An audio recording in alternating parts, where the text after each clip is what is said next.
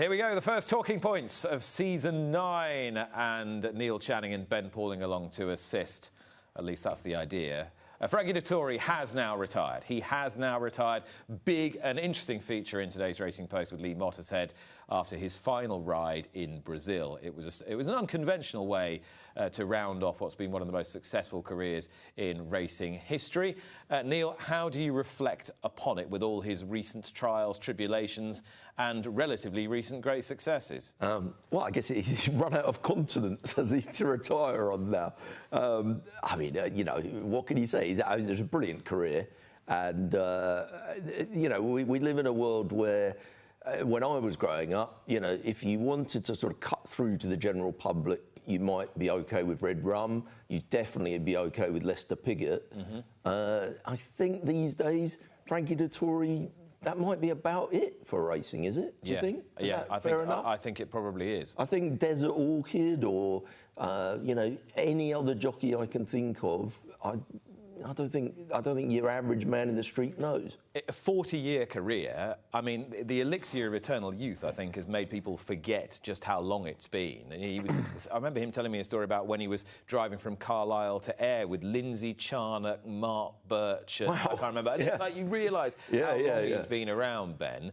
I mean, he said in today's interview with Lee, you know, I've done that many stupid things that I regret. It's all out there for everyone to see. To what extent does that diminish in any way from the extent of his achievements? I think a lot of the absolute greats, you know, have that weird and wonderful way that probably puts them into a little bit of trouble at the same time as being, you know, superstars. You know that he's not perfect. You're thinking Alex Higgins and I'm thinking that kind of thing. I'm thinking of lots of one of the best trainers of all time.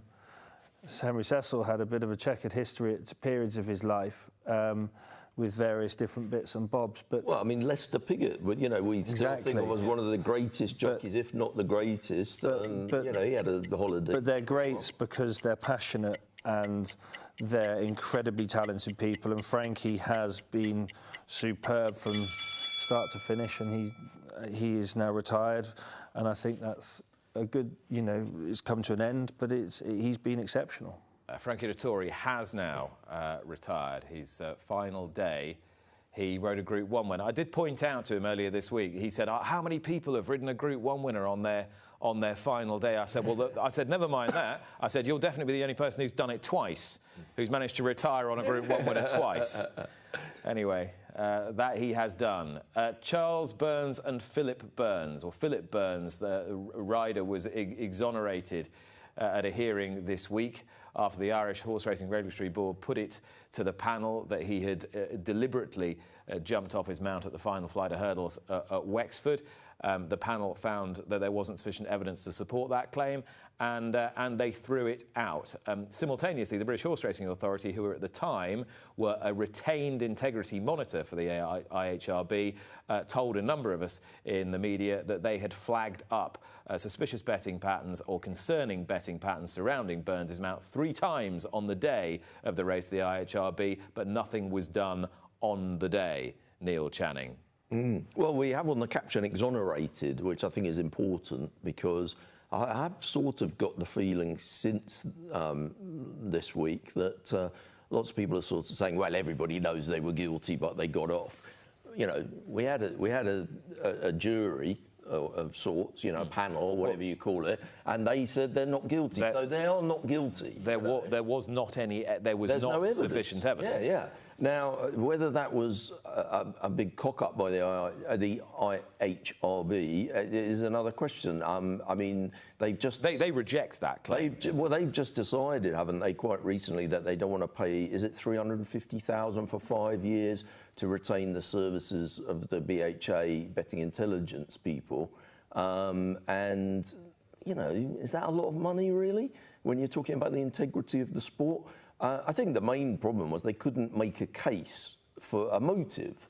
That was the thing, and that was because they couldn't tie the fact that the horse drifted from 13 to 8 out to 13 to 2 down to specific people and specific bets. Yes, there was no paper trail. Yeah, and partly my understanding is there was a lot of activity on a kind of white label Betfair accounts that are based offshore. You know, you used to be able to lay horses on a sort of version of Betfair in India or in Dubai or whatever. You're not allowed to do that anymore. You can't lay on those things. But my understanding is that there were tens of thousands being laid on these foreign exchanges. I don't think any of that came up in front of the tribunal. It felt to me like the BHA gave them quite a lot of useful information and they didn't really use it.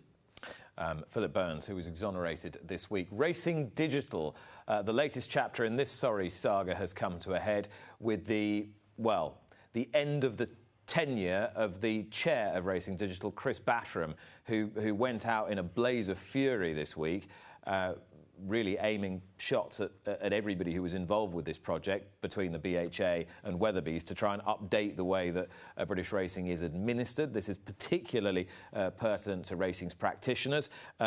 Ben, the existing racing admin system is now creaking because it hasn't been updated because we're waiting for Racing Digital. Batteram's gone. The BHA and Weatherby's have issued a rejoinder saying, well, they asked him to go because he was overseeing the disaster in the first place. But it's HS2 for British racing, isn't it? Over budget.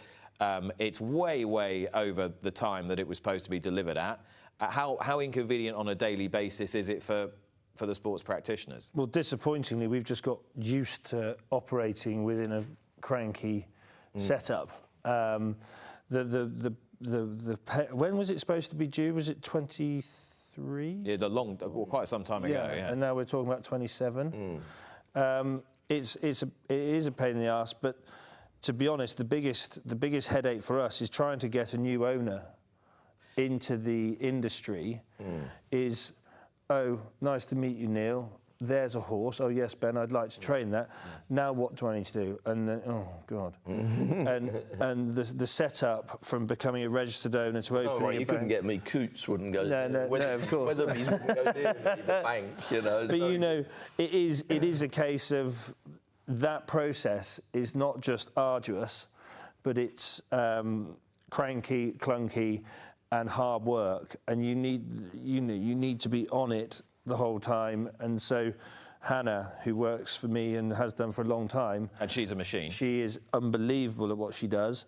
She basically takes it upon herself to do it all for them and just says sign here, sign there, and do, because if you don't know, it could probably put you off owning a horse before you've even started. You know, it's a year today that Joe Somerset-Smith died, and this was his kind of baby. He was, I think, isn't this the problem, that there isn't really anybody... Well, this is what Chris Batteram's saying. There isn't an advocate for it. Yeah. But the BHA is saying, well, hang on a minute, Chris, you were the guy that was overseeing it while it was falling apart. Yeah, and also, isn't it slightly a sort of UK thing that we tend to, you know, these projects, they just go to the cheapest tender when there's a tender process, and then they go over budget. That's the same as HS2, isn't it? They you know, that's the way that things are selected. Can you tell me what the Flutter boss, Ian Proctor, has been saying this week, Neil, and how it might apply to the sport? I think, I can't remember exactly what he said, but I certainly remember Tim Dennis of the Gambling Commission made a speech at New Year talking about illegal gambling, the black market and whatever. They've just been given 26 million extra to deal with the black market, which is, it's not doubled their budget, but it's close to. I was reading a blog from a friend of the show, Dan Moore, and he was talking about how much money they're spending on outside consultants who seem to be getting huge amounts, and how I can't remember the number, so I won't say it, but the number of staff seems to have gone through the roof at the Gambling Commission. I listened to Anthony Komiska's bookmaker saying that if the Chinese government can't shut down all the websites of illegal gambling operators, how on earth are the Gambling Commission going to be able to deal with it? Did you hear, I don't know if you heard, I was talking to Bren O'Brien from The Straight on my podcast this week, and he was saying about how bad the situation is in Japan, of all places. Absolutely. And in Australia, where they're hemorrhaging 36% of their revenue. And really, the answer is that over-regulation and over-taxation is going to benefit the black market. And, you know, in the run-up to the whole Axe the Racing tax and the budget, a lot of people in the bookmaking industry, Ian Proctor included, were saying if you over-regulate and overtax the sport, you'll drive people to crime, you'll drive people to the black market. And they were told that they were crying wolf, and you would say that, wouldn't you? And now the Gambling Commission are coming out and saying, oh, it's a terrible thing. I noticed also that they've come out and said that it's kind of up to operators to do something about it. You know, they need to be careful with affiliates and whatever. I can't think it's their job. Operators are not being given 26 million to deal with the black market. That's the Gambling Commission. I don't know. I find the whole thing terrible. But the other thing that Ian Proctor was saying was how the symbiotic relationship between betting and horse racing had sort of fallen down slightly over the budget. Of course, we've lost the Coral Cup in the fallout from the budget. I feel like as contracts run out on race sponsorships, it's all getting worse. Sorry, it's bleak. Well, certainly food for thought as we talk to Martin Croddos in a few moments' time, the chief executive of the Arena Racing Company. And of course, he will be hosting, as part of Friday Night Live, Constitution Hill this weekend at Southwell. Now, Constitution Hill has experienced many things in his career, but he's never had to jump out of starting stalls on a racecourse, and he's never had to jump out of starting stalls in front of 6,000 baying students either. So that's something new for him, Ben. Certainly is something new. He'll be fine. You know, it's over a mile 4. It's not the be-all and end-all if you come out like a bullet. But he's in typical fashion. Nicky will make sure that he's got him as prepared as he possibly can do, and it's a chance for him to get out on the racecourse, have a racecourse gallop, maybe set himself up for a flat career further down the line. I don't know what Nicky's thinking.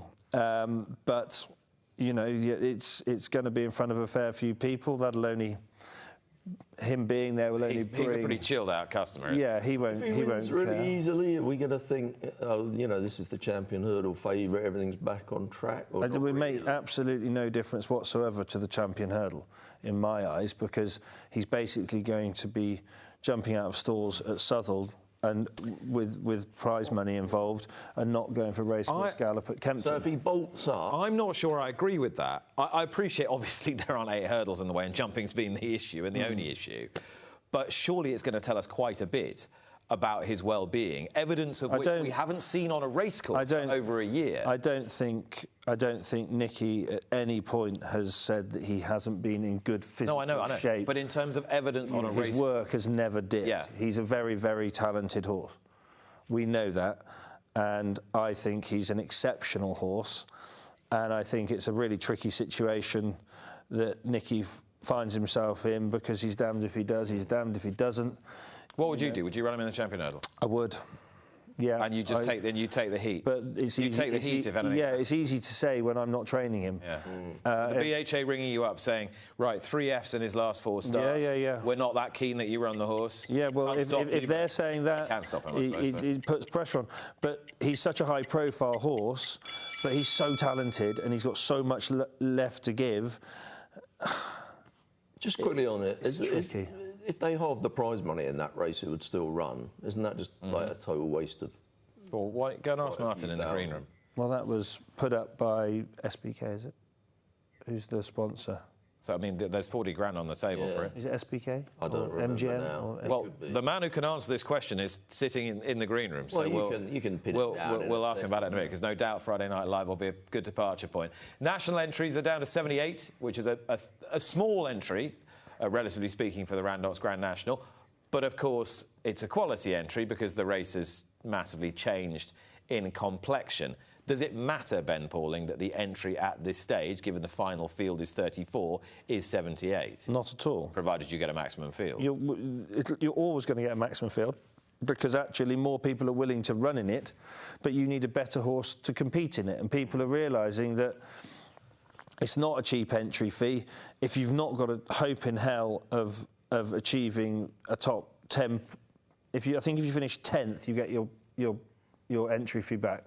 I know that because we finished 10th last year, so you got £5,000 for 10th. So it's £5,000 to enter the race. It's not a race you just enter flippantly. It's not. It's the alterations around the fences and all the rest of it have made it a much safer race.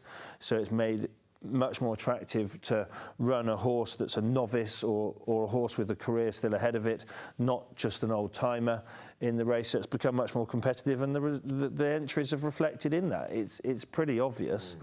You know, you need to be rated, for starters, 146 probably to get in. At least, I would think. At least, maybe 147. Is it better now for the sport generally? Are you I don't know. happy with the Grand National?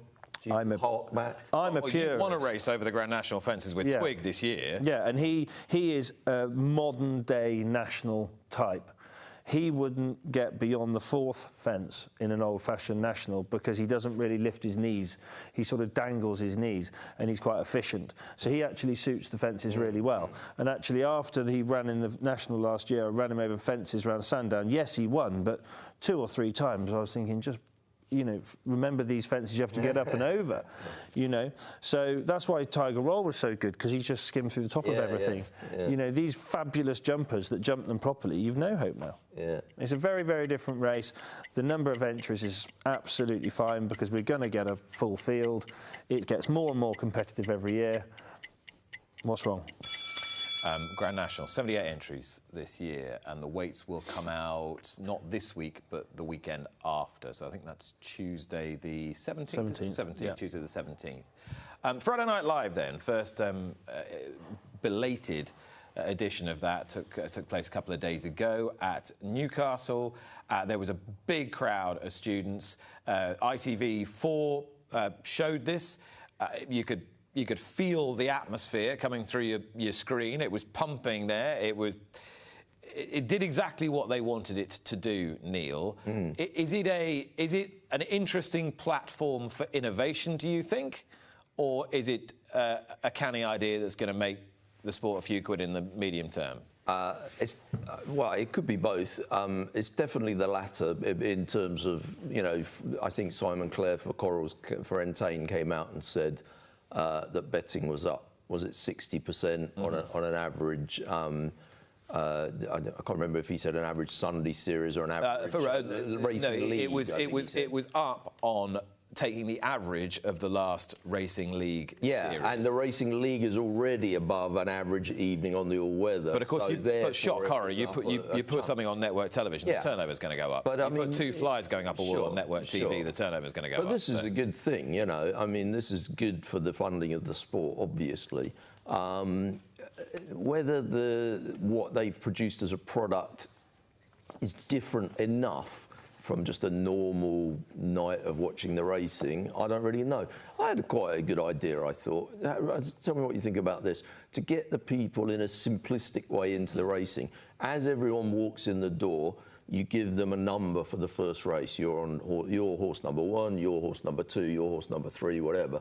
And then there's an area, like a VIP area, where the people that have the winning horse go there after the race and they get a free drink or whatever, and then they're given another number for the second race, those people. And then they go to the area and they get a free drink or whatever. There's obviously a much smaller number now, and they get a number. And then the last person standing gets a big cash prize.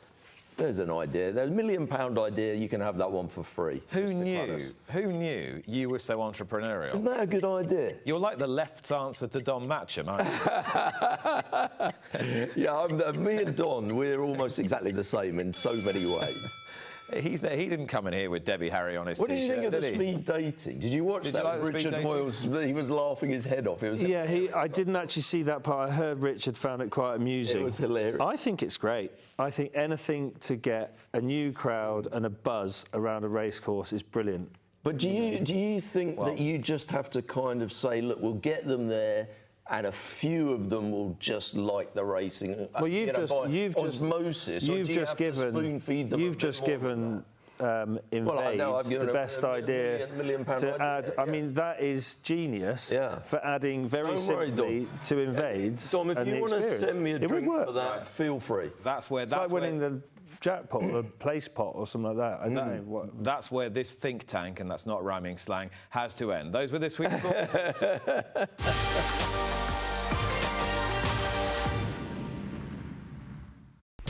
Watch live racing now on racingtv.com.